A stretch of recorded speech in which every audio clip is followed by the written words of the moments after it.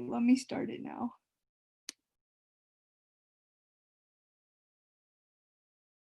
Okay, I think it started now.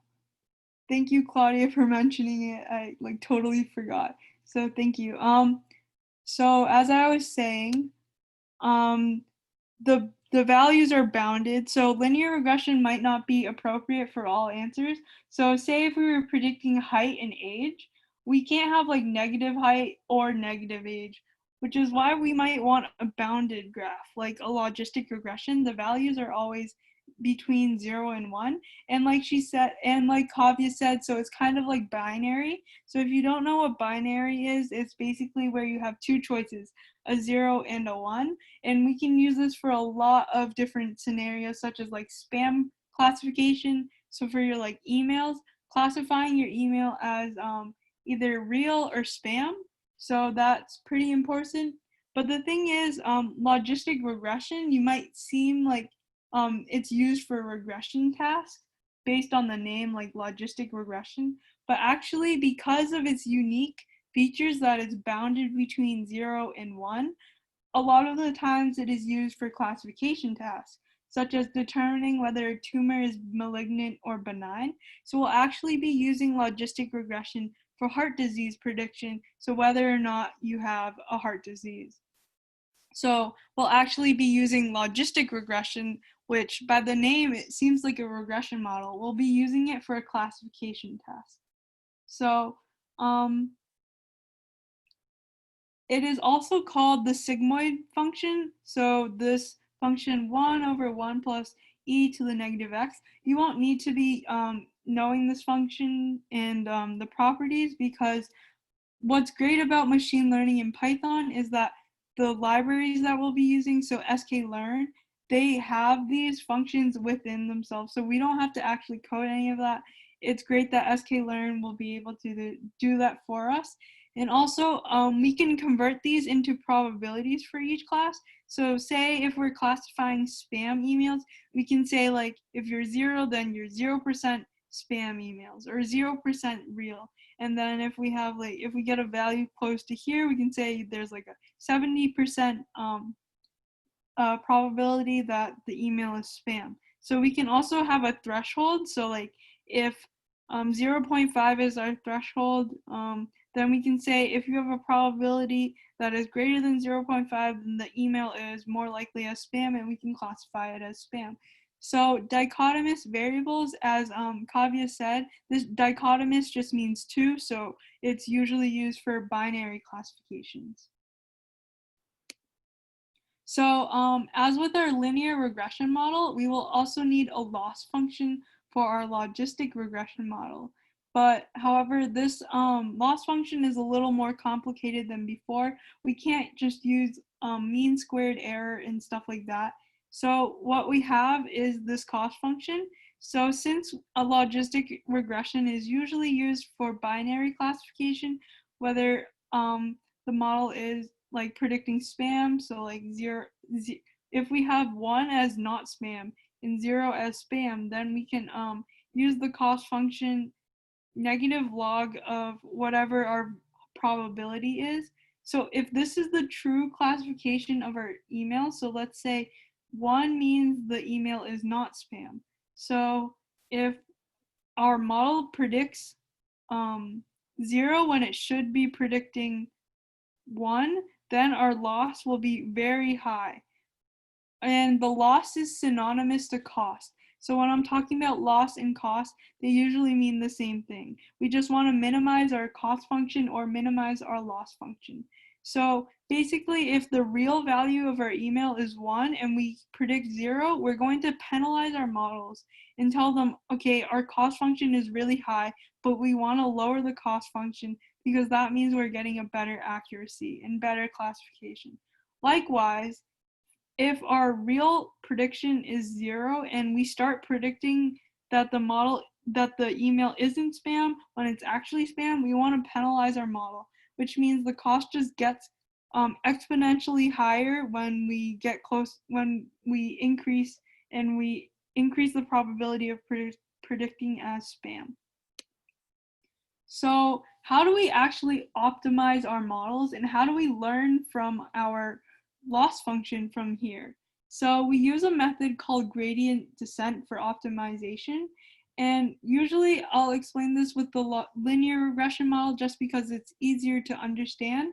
So, so if we look at our linear regression model, there are two variables we can change, right?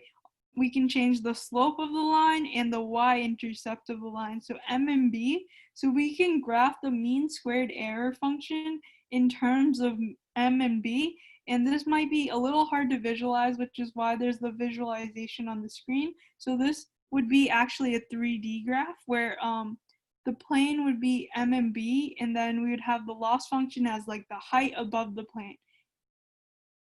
And so we start by choosing random values for m and b, and you can see that in the beginning, like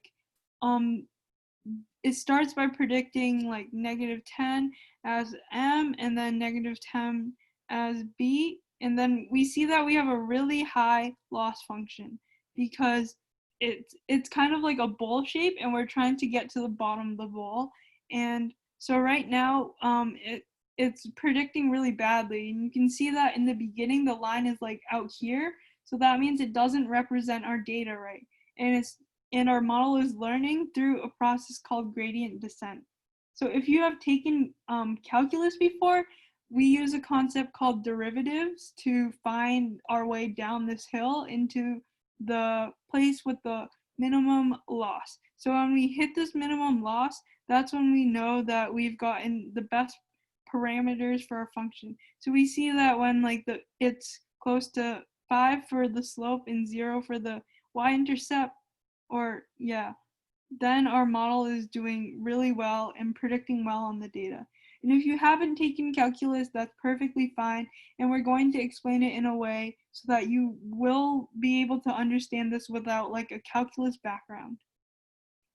So the analogy that I like to use for gradient descent is like a hiker. So you're hiking at a valley and you want to get to the bottom of the valley. So if you think of your cost function as like a bowl in a valley, because most of the times it is going to be a valley shape, you want to get to the bottom of the valley. However, you can't see your surroundings and you can't see where the bottom of the valley is. You can only touch and feel the ground around you. So what you want to do is see which way is the steepest way down.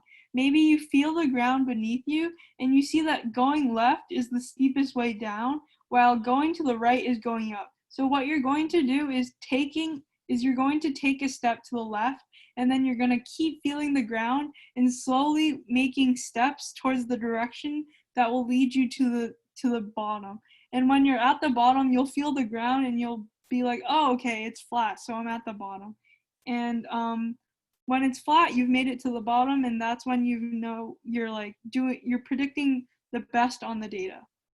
And also, if you have any questions, just you can leave it in the chat. This concept might be a little hard to grasp because it's kind of complex, but we're trying to break this down so that everyone will be able to understand it.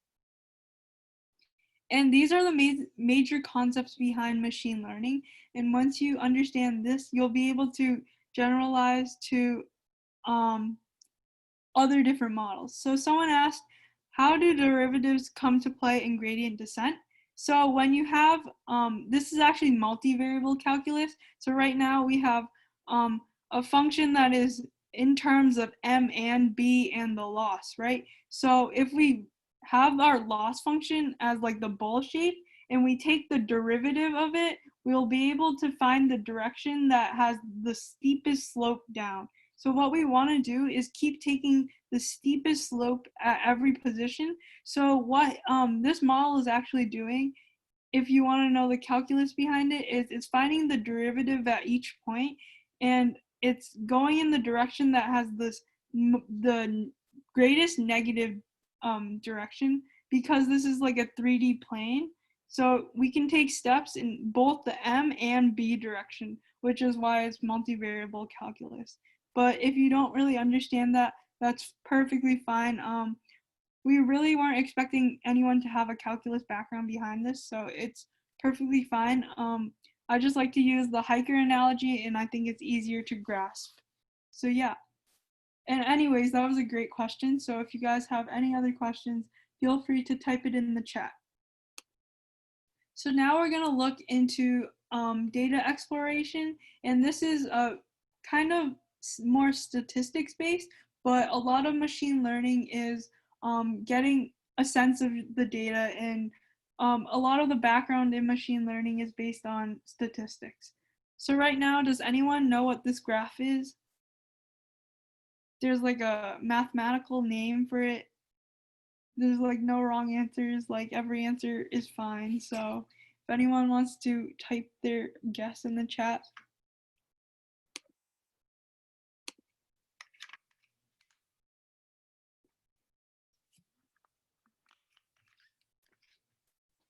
So this graph is a histogram. So it shows the distribution of our data. And based on this, we can see like the frequency is the amount of values that we have. So like for the value, say like between 0 and 1, we have around like 40, I would say 40 data points there. So we can look at a histogram to see where most of our data is. So we see we have a big like bump here. So most of our data is in between 0 and 5. And then we have another bump between like 12 and 15. So we can say we have like a binomial distribution and or bimodal distribution, which just means we have two bumps. And then we also have a box plot here. So does anyone know what the numbers in a box plot? And someone asked, was this made with matplotlib.pyplot? So yeah, we'll be using matplotlib, which is just a library in Python. And yeah, so we'll explore this towards after this lecture, and it should be done pretty soon. So we'll be able to code and run our own code really soon. So does anyone know what the box plot represent? What these lines and yep, so Gayu said min, Q1, median, Q2, and max. So that's perfect and that's great. So and Shrithan said box plots show outliers 25th and 75th percentile, median, min, and max. Yeah, so you guys got it down perfectly. So the big line in the middle is the median, so the middle of the data. And if we look at this data distribution, we could say the median is, I'm gonna guess, probably in between 5 and 10. And then the 25th percentile, and then the 75th percentile, and the maximum and the minimums, and then the dots are going to be outliers. So yeah, that's great. And then we can also look at heat maps, and these show the correlation between different variables in our data. So if we wanted to see like whether the size of your house plays a role in predicting the price, we could create a heat map of different features in our data, and also like the brighter it is, the more correlation between the features. And now I wanted to talk about metrics of performance. So a lot of people know accuracy, which is like the number of correct over the total number of guesses, but sometimes accuracy might not be the best way to measure the model's performance. And like an example that I like to use is, say we go back to our email classification. So, oh, I think someone's trying to join. Okay, so if we go back to our example for spam classification, let's say we have 1,000 emails and 990 of them are perfect emails. They're not spam. They're just real, and they're like conversations between me and my friend. And let's say the other 10 emails are spam emails, and there's a lot of errors in them, and I just don't want to be bothered by spam. So if I wanted to create a machine learning model, I could get a really high accuracy by predicting all emails as true emails. Like even the spam ones, I predict them as true emails, and I'll get a really high accuracy. But the point of my model is to predict spam emails. So my model could have a really high accuracy, but it could be really bad at predicting spam. Like 0 out of 10 as spam, but it could still have a really high accuracy. So this is why we have other metrics such as precision and recall, but before exploring those, we need to learn what true positive, true negatives, false positives, and false negatives are.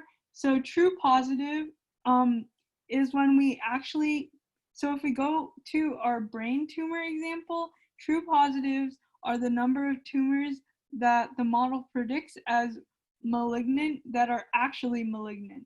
And then true negative is the number of tumors that our model predicts as benign that are actually benign. And then false positives are the number of tumors predicted as malignant that are actually benign. So we incorrectly predicted the brain tumor as malignant when it actually was perfectly fine when it was benign. And then false negative is the number of tumors that were predicted as benign that are actually malignant. So this is when we incorrectly predicted a malignant tumor as benign. And sometimes false positives are worse than false negatives, and sometimes false negatives are worse than false positive. It just really depends on the situation and what you're classifying, what you're making as like the true prediction and the bad prediction. So this is when we use confusion matrices, which shows a matrix of our predicted values and whether it was a true positive or true negative. So here, when we predicted no, and it was actually a no for the brain tumor. So we had the general question, is this a brain tumor? If we predicted no and it was actually a no, we can call this box the true negative. And then we can call this as the true positive because we predicted yes and it was actually yes. And then here it would be false positive because um, this is when we predicted a positive, but it was actually a negative, so it was false positive.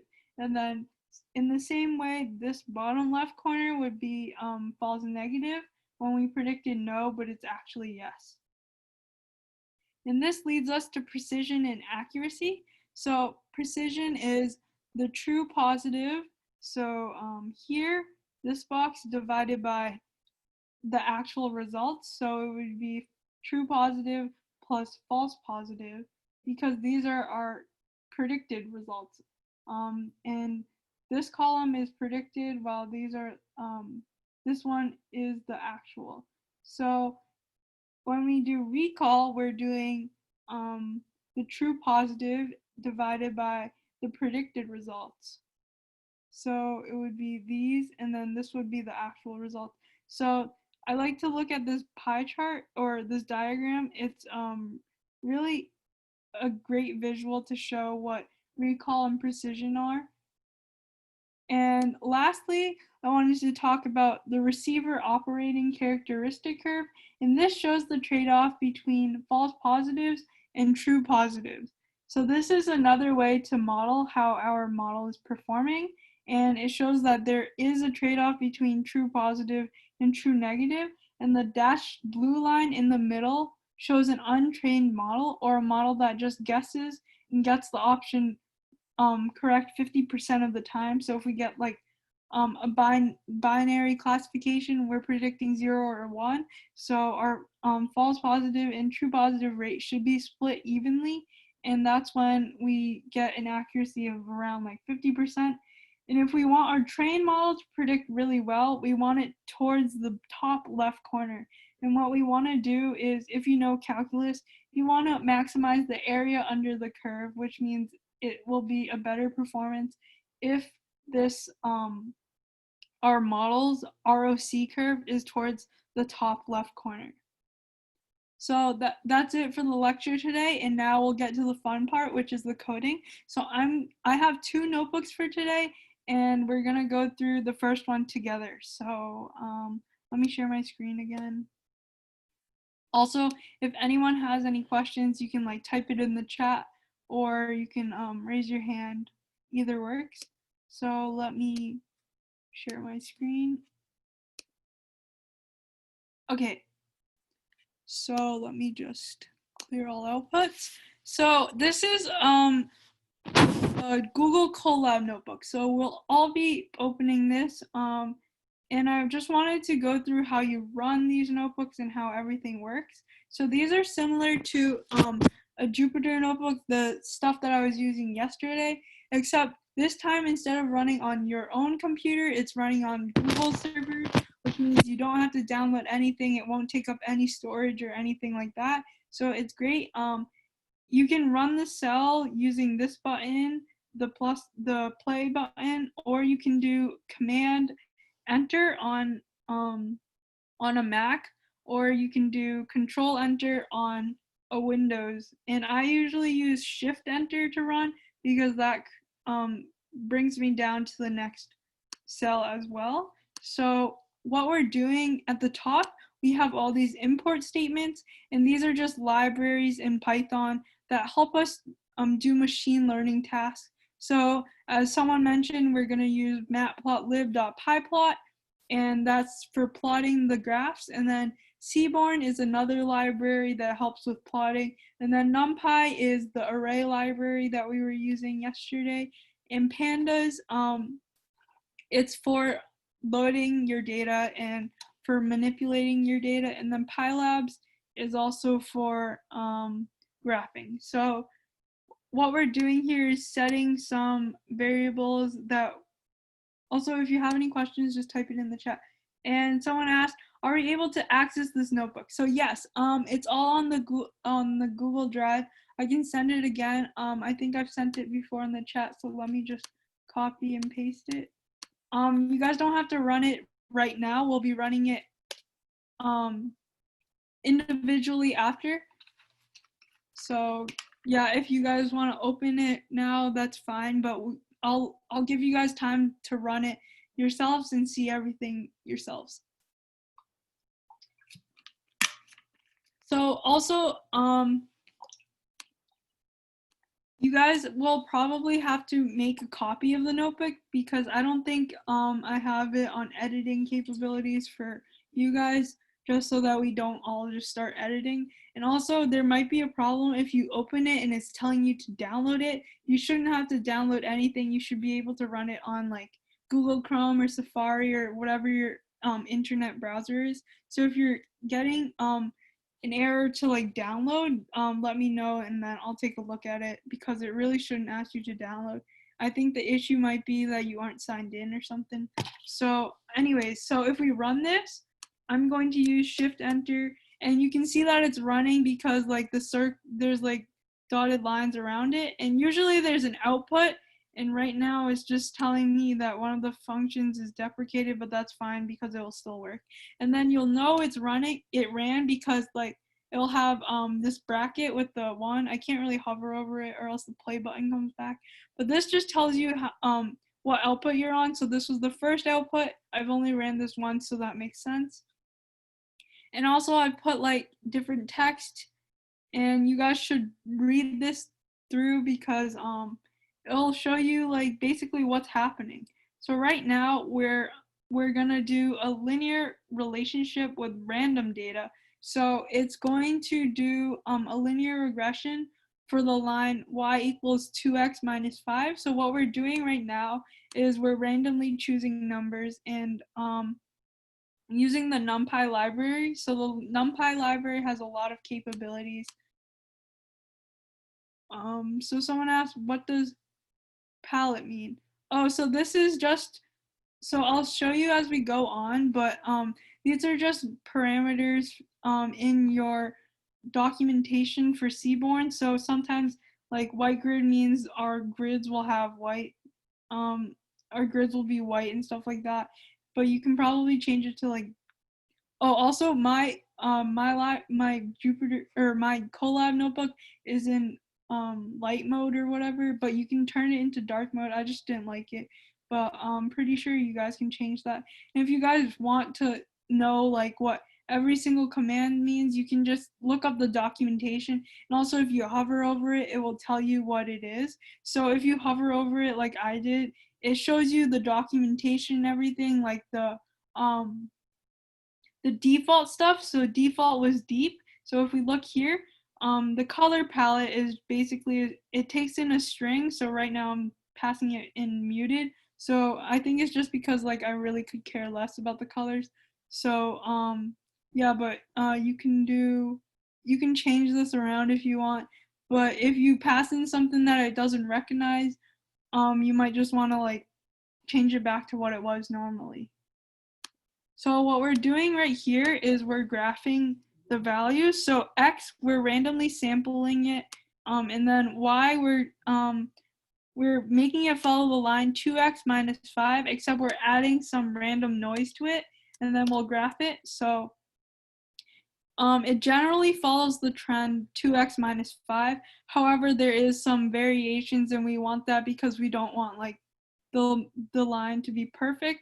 So right now you can see there's a general trend with just some noise, and yeah. So now we're going to be predicting using the sklearn model is the library that we will be using for today and I think the next weekend when we learn random forest. So when we import this is like a function and an object. So we're creating a linear regression object which just tells like the computer, okay, we're gonna do a linear regression. And fit intercept means we want the intercept.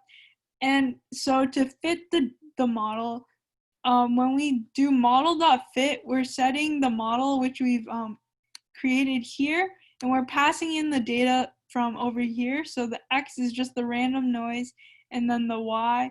So what we're doing is when we call fit, it's doing the gradient descent that we did before. So like randomly initializing the model using getting random values for M and B, and then performing gradient descent, like going down the valley to the bottom, and then we're trying to find the best values for M and B for our model. And next, we're creating random points. So this is our testing data. And like I said before, testing data is the one that like that really matters. Like the training is usually we care more about the testing.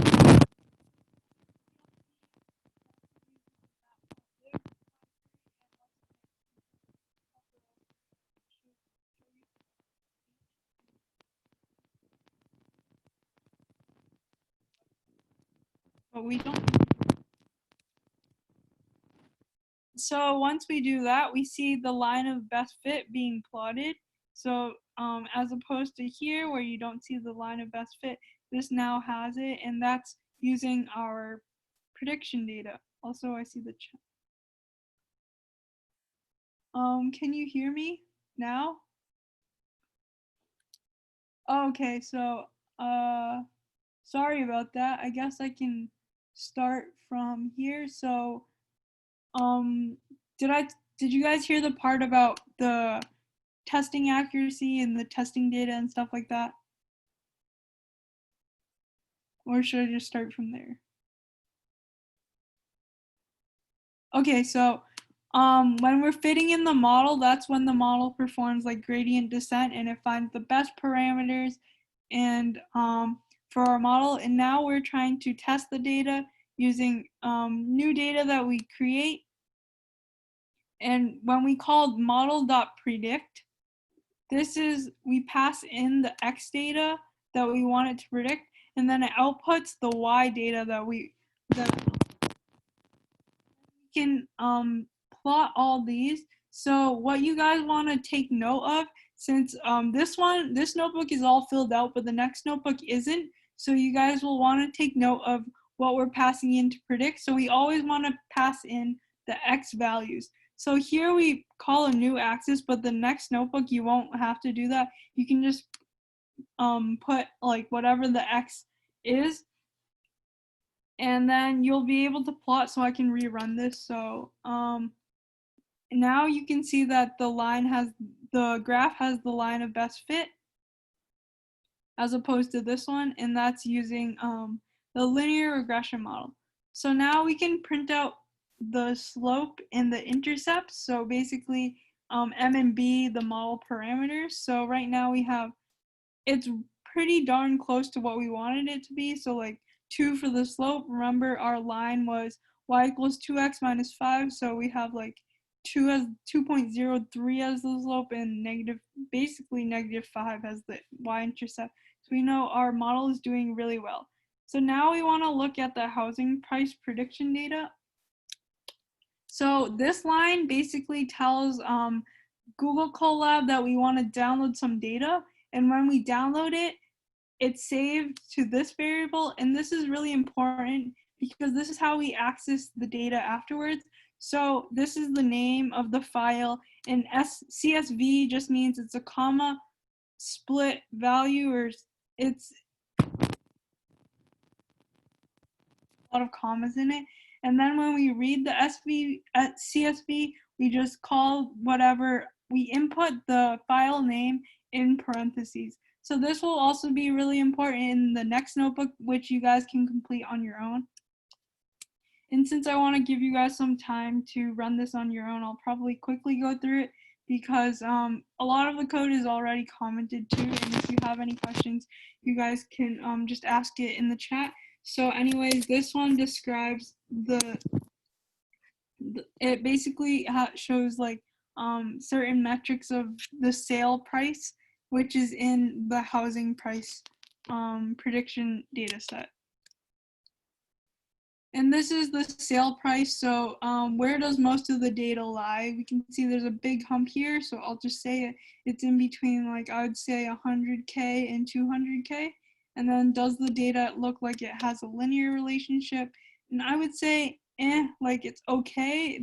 Are some outliers we see over here, but generally there seems to be a good positive association between the living area and the sales price.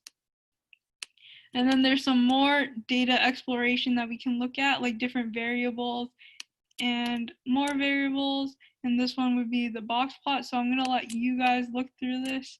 And then here's a heat map. So these are all the features that we have in our training data, but we don't wanna use all of them. So let's just look at the top 10. And also it's like really squished here. So if we wanna just look at the top 10 features, we can go like that, and then it'll show the top 10.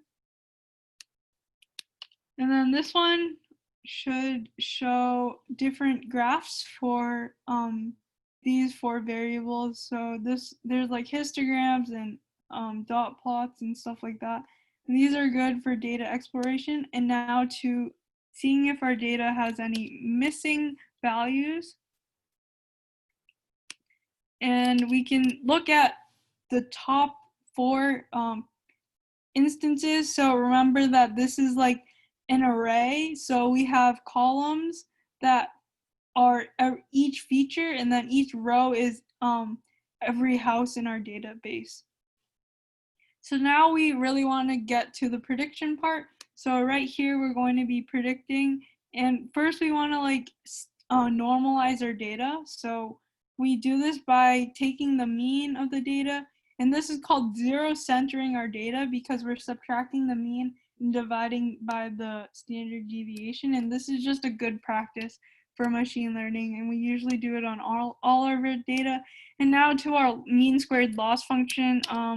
This is just like the function for it, but you guys won't have to do anything with that. And we're running a little low on time, so I'm just going to quickly run through this. So this is creating our model, and this is the gradient descent, so actually updating our parameters. And fitting the model is just calling the gradient descent, while predicting using the model is just making it's, so mp.dot is a way to multiply matrices. So if we pass in more than one feature, we want it to be able to do matrix multiplication, but we won't be doing that. And now this is actually creating the model. It's really similar to the part that we did in the beginning. And now this is our cost function. So as our function is updating it, as our model is learning our data, we can see that at first, maybe it chose really bad values for M and B, and then as it was performing gradient descent and finding the valley of our if it was going to the bottom of the valley, the cost just fell exponentially, and then we probably have our best model. So now this is setting up an animation, and you can see that the housing, this might take a while to run, but so I'll let it run and I'll quickly go through what you guys will be doing right now. So in the Google Drive, you should be able to access this notebook, and this is like importing the libraries as before. And what you'll have to do is write code here. You'll have to write code for 2 instances. So reading the file, it's very similar to what we were doing up here when we were reading the file and loading the data. So you guys might just want to reference back into this notebook. And if you have time, you might want to rerun this notebook and get a feel of what's happening. So we want to look at the file name. It's similar, very similar to this. So you guys will want to do something like that over here. And then the last place where you'll have to write your own code is here. So we want to predict. So it's similar to what we were doing in the beginning of the other notebook where we want to pass in our X test. So this one will be very simple. You'll just have to pass X test into here. And then there's some questions as you go, and this is good practice to like run through it. So if you don't remember how to run, you can do Shift Enter or Command Enter if you're on a Mac, and Control Enter on a Windows computer. So if you want to get started with that, I can stop sharing my screen after this animation loads. And you guys can also look at this notebook on your own. So what's happening here is, at first, we see that the model guesses like random values for M and B. It's pretty bad, and then it's performing gradient descent, and slowly the cost, if you see the cost up here, it's getting smaller, so that's really well. And then once it's here, this is like the last iteration, so it won't be updating itself forever because that would just be too much computation for the computer. So once we say like the cost is low enough, then we have a really good model. So if you have any questions, you can put in. So you don't actually have to name it. That's a really good question. So Kavya asked, what do we name it? Actually, when you download the data, so when you run the command here, when you run this command, it should say the file name here. So it will say it in the last line, and that's what you want to put into the next line. So if you guys have any other questions, you can like put it in the chat and stuff like that, and I will stop sharing, and hopefully we'll come back at like 4:15 to look over the code and run it, and we can have a discussion. But for now, I will stop screen sharing, and you guys can run the code on your own. And if you need the Google Drive link, let me know. And you should be able to make a copy of the Google Colab notebook to run yourself. So if you don't have any questions, you guys can get started on that.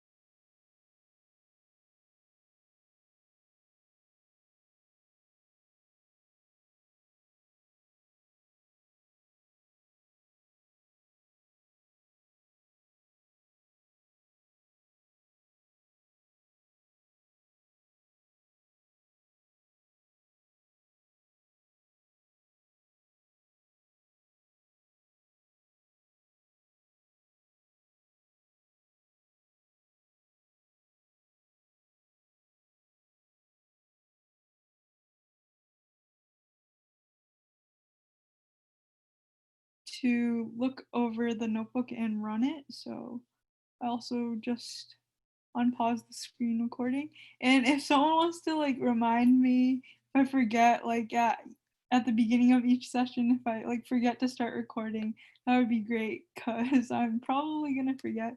So okay, let's go to the answers.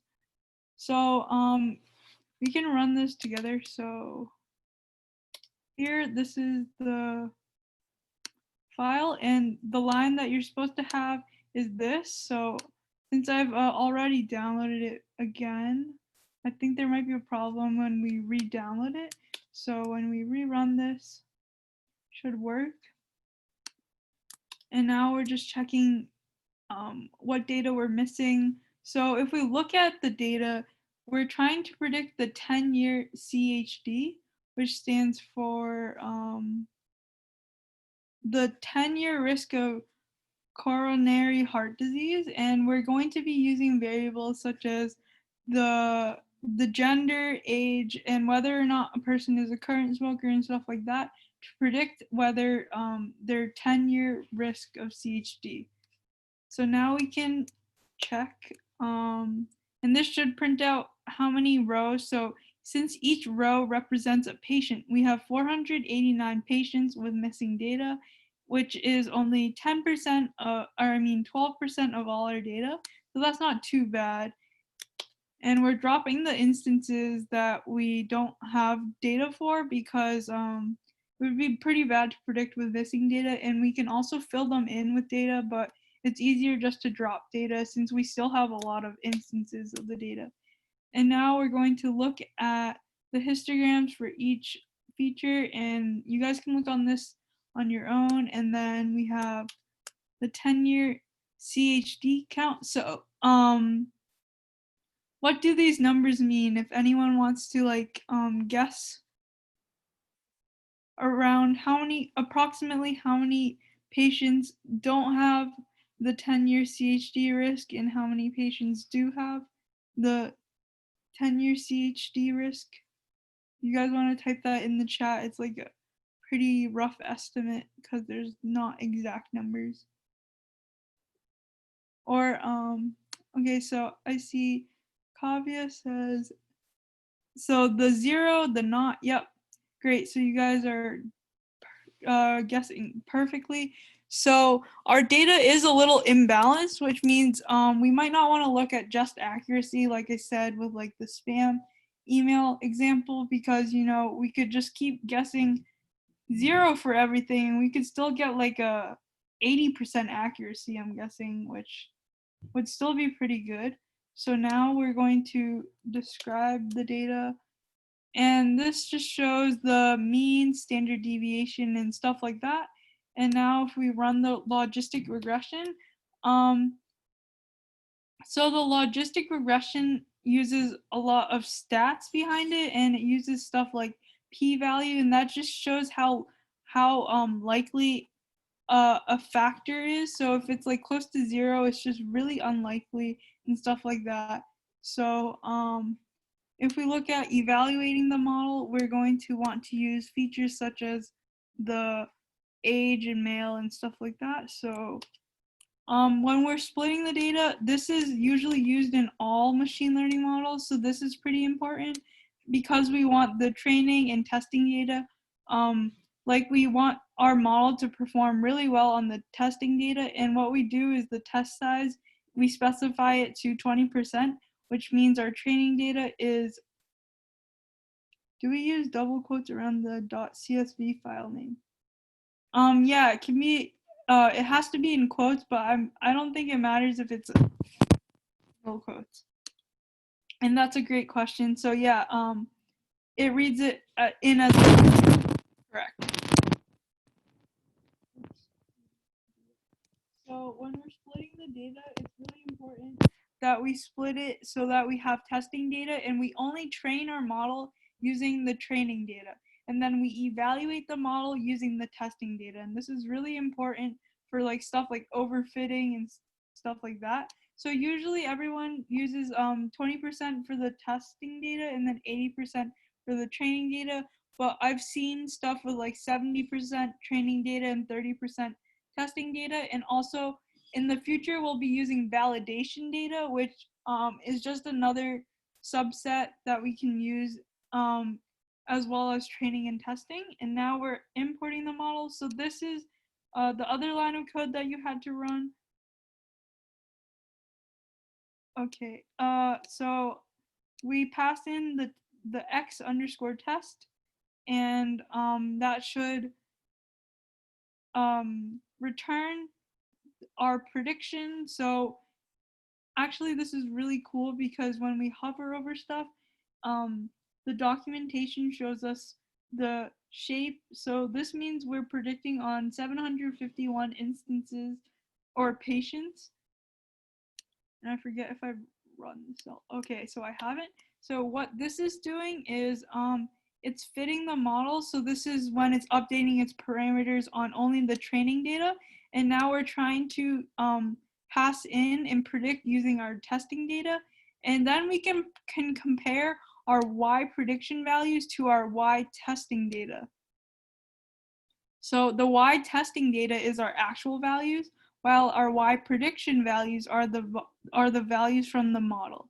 So now we use sklearn provides metrics, so we can run this and it will show the accuracy, but we can also use the confusion matrix. So we're getting around an 87% accuracy, which is all right. We could definitely improve that. And next time we'll learn some ways to improve our accuracies. And now we have our confusion matrix. So we have like the predicted 0, actual 0, and so each of these grid or each of these boxes represents either the true positive, true negative, false positive, and true negatives. And since we're running a little low on time because we have a Kahoot at the end, I won't ask this question, but we went through it during the slides. So yeah, and then here we can have the sensitivity and specificity, which is similar to recall and precision. So yeah, we're seeing like our true positive rate is pretty bad, like it's a 5%. So that might be from our imbalance in our data because there's so many like no occurrences as opposed to the actual occurrence. So we would have to look at exploratory notebooks. So, and lastly, we have our ROC curve. And remember, as before, if we had like an untrained classifier that was just randomly guessing, it would be like a dashed line down the middle. So since we're doing a little better than just a random model, but it isn't perfect. Like it wouldn't be all the way up here. And this is using the testing data, which is a better representation of our data. So now we can, if no one has any questions, we can go into the Kahoot. And this one's really short compared to yesterday. So we should be able to get it done in like 5 minutes. And also I've uploaded this into the Google Drive. So you guys should be able to run it in here. Let me just check. So yeah, so we have the answers, and then we have the predicting housing prices that we went through together in the beginning. But it's great if you guys could run that on your own. Everything should work. And if it's not working, you can like email me. And then this is the student code, and then this should be the answers.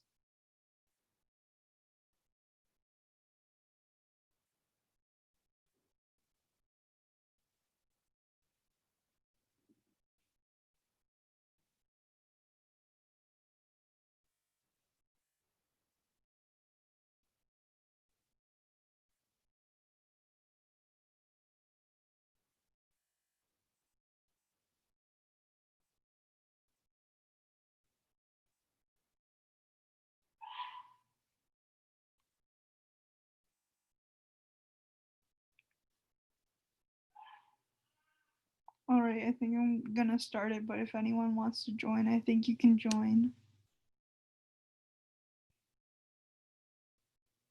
I think this one is a little harder than yesterday's Kahoot.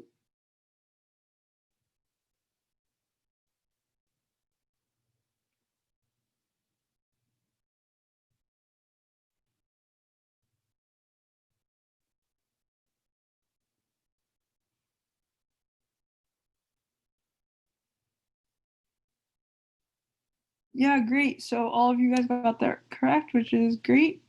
So I'm glad you guys are learning. This one, there's a little bit of math. So remember, residual is actual minus predicted. So you'll want to look at the graph to find the actual point.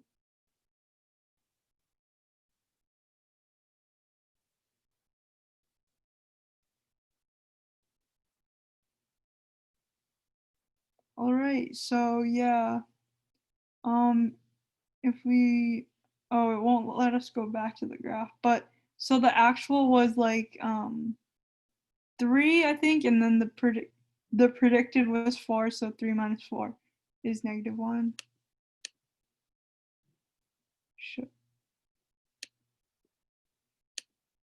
Oh, whoops. I don't see the show media. Oh, I see it. Sorry, I'm blind. So yeah, so the actual was 3 and then predicted is 4, and residual is actual minus predicted, which is where we get the -1. Okay.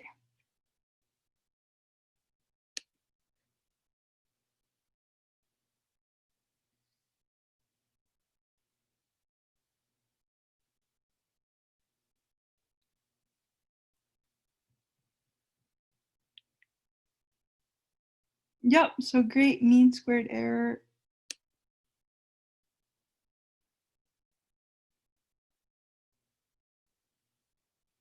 This one we briefly touched on.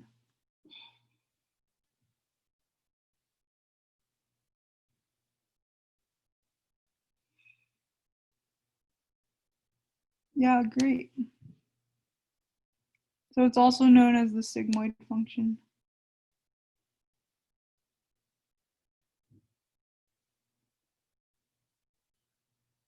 So this is identifying stuff in a picture. Great. So I'm glad that you guys all know the difference between classification and regression.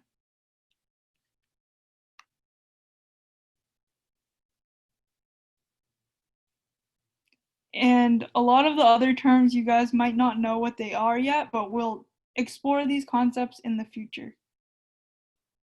So yeah, the softmax function, that's actually used in neural networks and deep learning. So we'll learn about that in like session 5. So in a couple of weeks.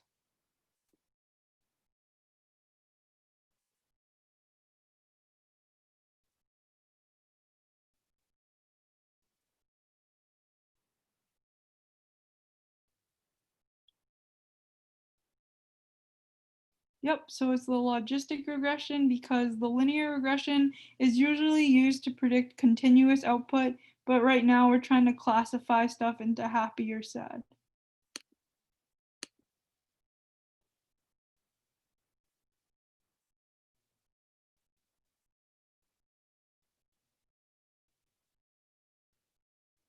Oh, I think this is multi-select. I'm not sure why, but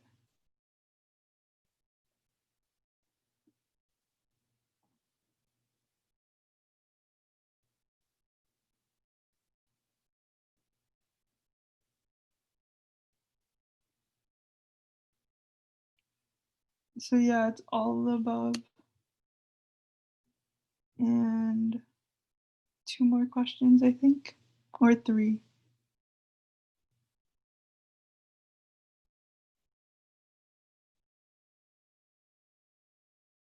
Great. So yeah, the box plot is the one that has the box.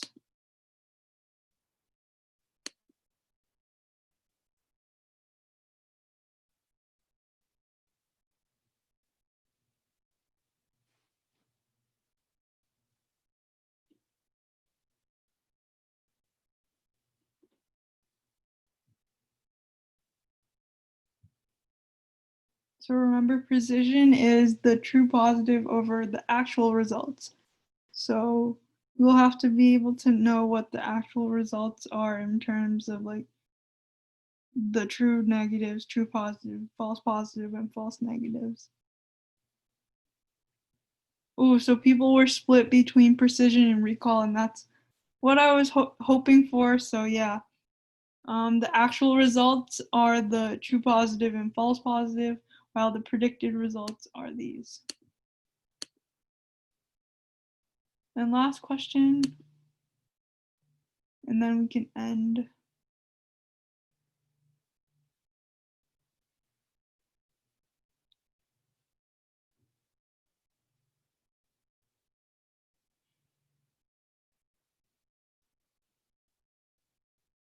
Yep, so it's the trade-off between false positive and true positives.